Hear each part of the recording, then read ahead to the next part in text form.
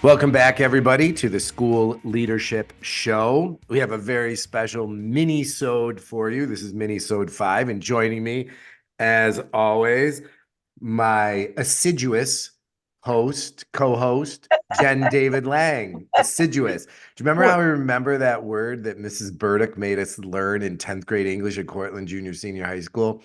Assiduous was as Sid does in terms of like being on top of things and attention to detail, outcomes oriented. I find you very assiduous, Jen. Yeah, okay. Did you like get that out of Chat GPT or something? That's straight out of my noggin. So, All right. all right. So for this mini-sode, this is a fun one. I'm excited about this because this is something I live every single day. Okay. We're going to talk about improving teams. And we got 3 books, and we have an order that we're going to go in.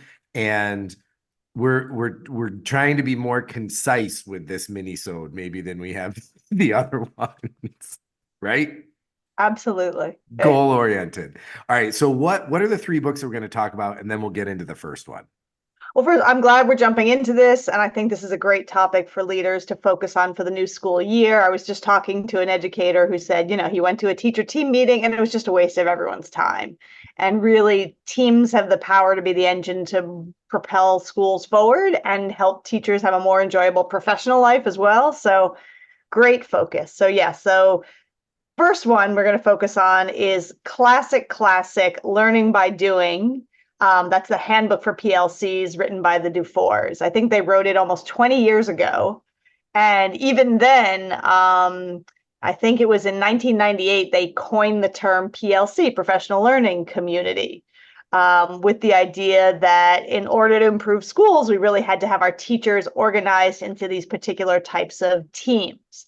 And before then, I don't know about you, Mike, but in the 90s, I remember being on a teacher team and it was like we had kid talks, and I have to be honest, it was mostly about complaining about the kids. There's, no data, no results orientation, that's sort of what it was. And so it was novel at the time to create a different type of teacher team. And they said, for a true PLC, the team of teachers had to focus on learning, have a collaborative culture, a shared knowledge of the school's challenges and successes, a real focus on results, and sort of a cycle and go through cycles of continuous improvement. And I think it's great to revisit this classic book because we've seen so many schools that are experiencing what has been called PLC light, which is, not really truly following through on all these areas. And the Dufours also outlined these 4 questions that teacher teams should be focused on. They started with 3 and they added a 4th.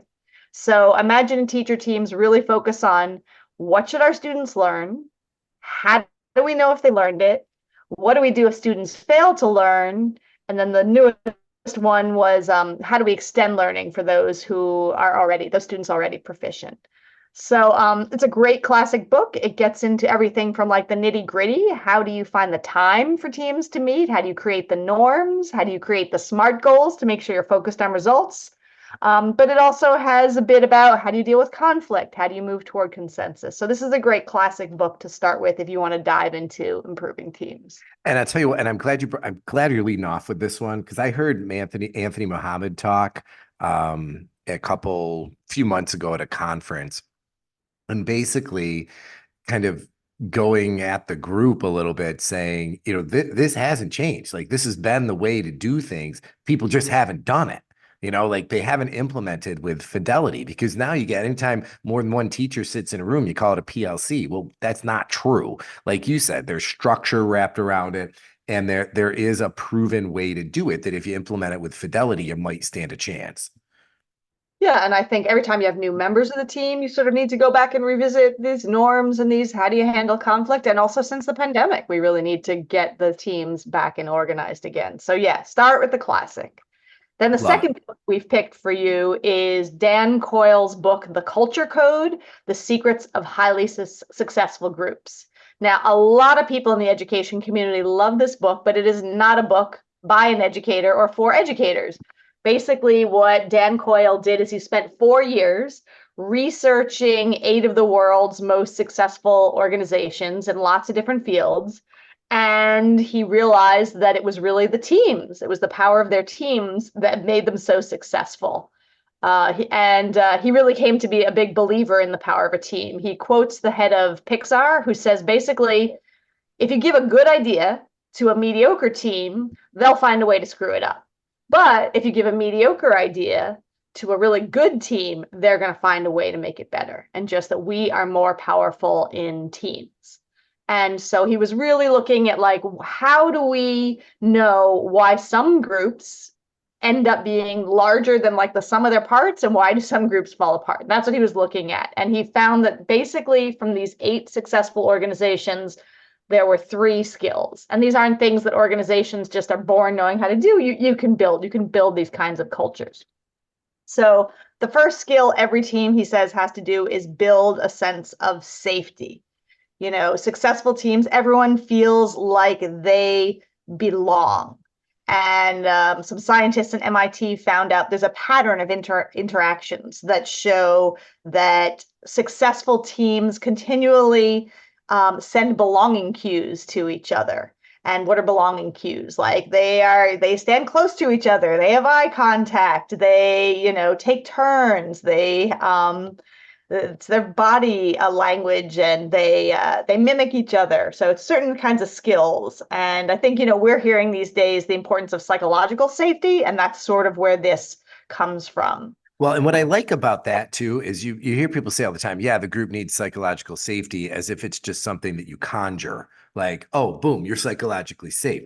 I love this idea of naming, objective behaviors that can help lead to developing that safety versus just make it safe. Right. No, Right. that's What does that hard. mean? Yeah. Yep. Yeah. So one researcher, he said that in successful groups, that it's their belonging cues. If they only focused on belonging cues, they would have strong groups. And he found there were 5 measurable behaviors. So one, everyone in the group talks and listens in approximately equal measure. Contributions are short, right? Everyone's been in that team meeting where somebody talks too much, right? You got to find Right. a way to address that. 2, high level of eye contact. Okay. 3, group members communicate with each other as well as the leader. So it's not like nothing happens if the leader's gone, right? The learning and the work still has to go on.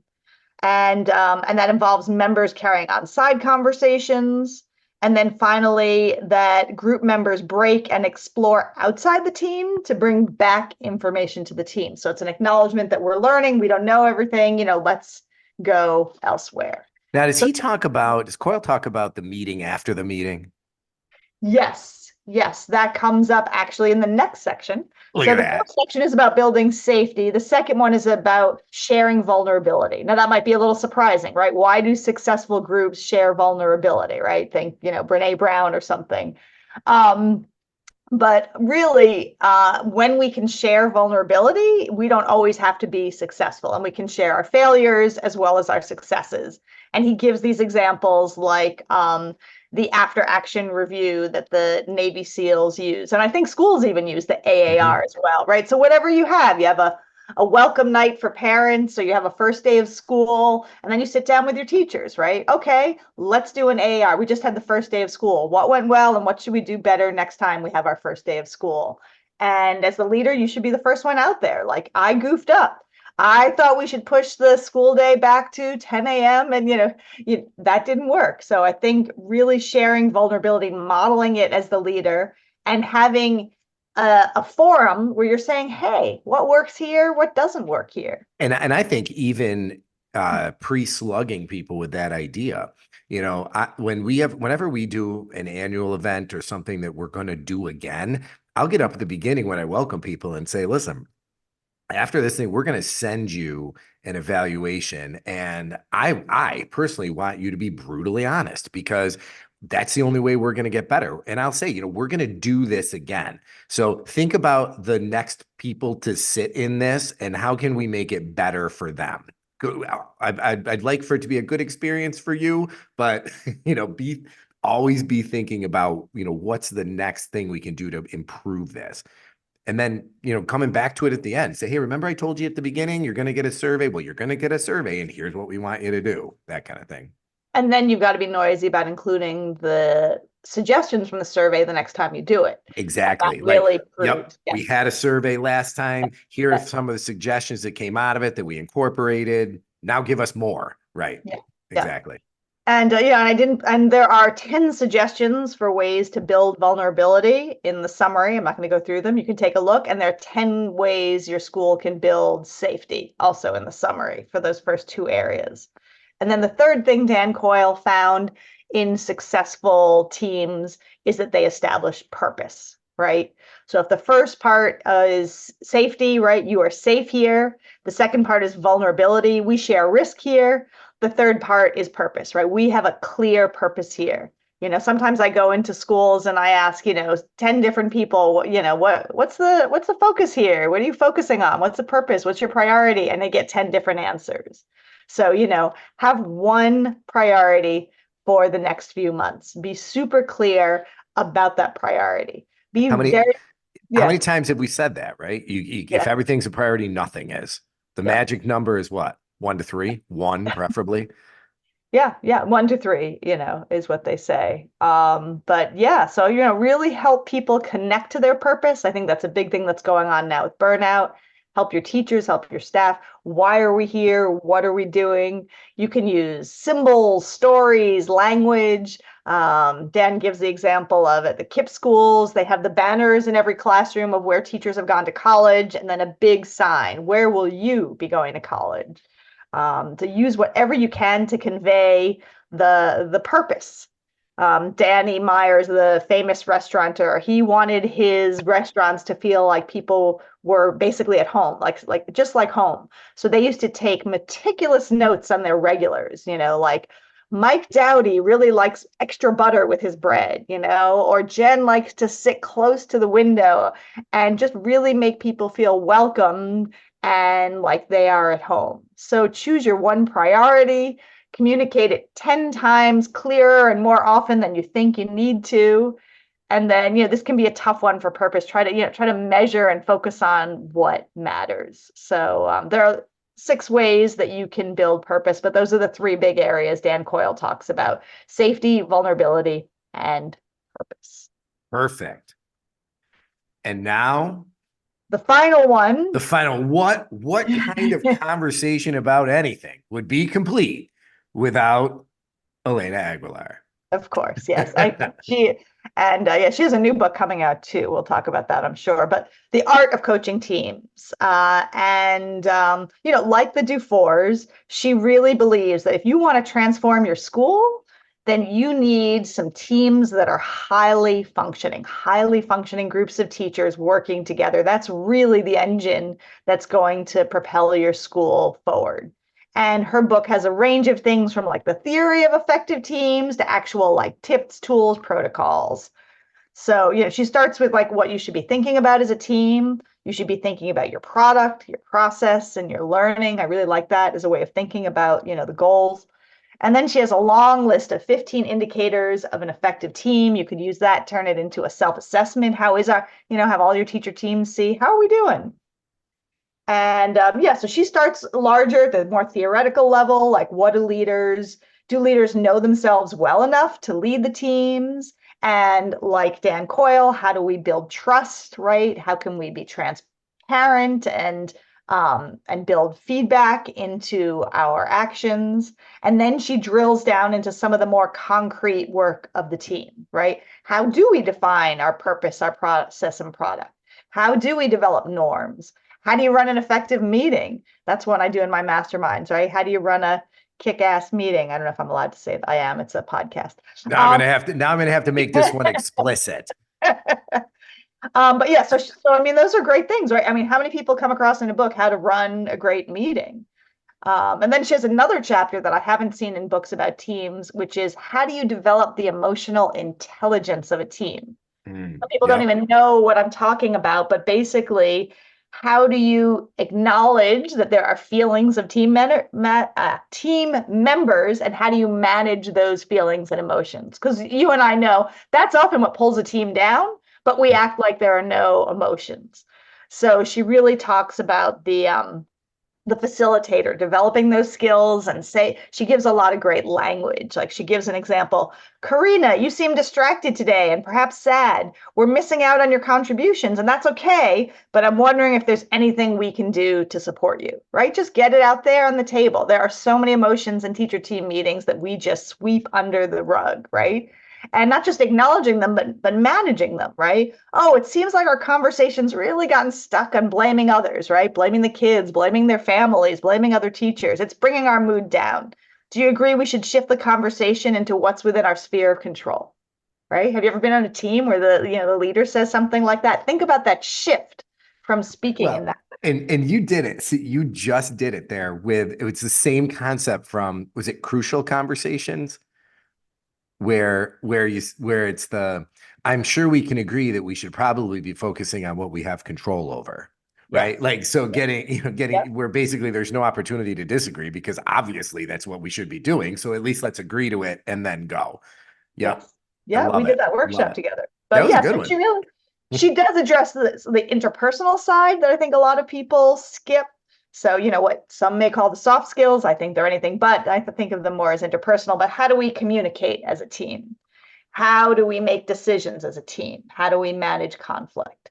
So yeah, so I think hers is sort of a great like overall, or ending with this because this is a great one to dive into for the nuts and bolts as well as the higher theoretical ideas, including, if you're going to learn as a team, she includes what are the principles of adult learning.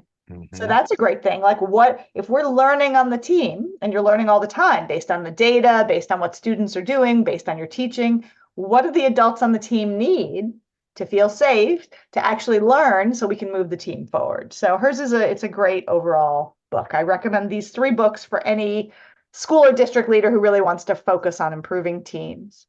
And I think, as I was thinking about these 3 books and, I was Mm. thinking back to when I became a principal and was a principal, it's almost like these 3 books would be perfect for somebody who is finishing like I mean, perfect for everybody, obviously, because we all need to work on developing better teams. But I'm thinking like if you were finishing your first, second, third year, maybe as a building leader, and you kind of got the lay of the land and you know who the players are, now is the time to go after this kind of thing. After you've started to build some relationships and you've got a little credibility, now focus on what matters. And that you're absolutely right. You want to talk about high leverage strategies for improving everything. We as leaders, we get our work done through other people. And the only way to do that is with teams. Yeah, and I think that's great. And instead of spending weeks and weeks reading these 3 books, you can probably read the 3 summaries in an hour. Easily. So it would be a good thing to do over the summer. All right. Well, Jen, another great mini. This one was mini. Like this is going to be about 15 minutes. So I think we did it. Wow. I give us credit. I give us credit. All right. Don't hurt yourself. Pat yourself on the back. All right. Thanks, everybody, for joining us. Jen, until next time.